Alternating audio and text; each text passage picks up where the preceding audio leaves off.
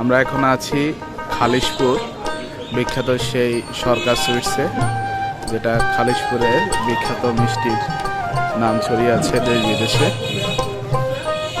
এই যে উনি হচ্ছেন এখানের ওনার। এই সেই রসগোল্লা, যেটা হচ্ছে অনেক একদম মাত্র নামানো হয়েছে। এই যে আমাদের সাদিকুর, আমাদের সোহেল ভাই, আমাদের রাকিব ভাই খাচ্ছেন এই সেই বিখ্যাত মিষ্টি, গরম গরম। একটু আগে ধোয়া উঠছিল, এবং গরম গরম মিষ্টি আমরা খেতে চলে এসেছি। খালিশপুরের বিখ্যাত সেই মিষ্টি, ভাইরাল মিষ্টি।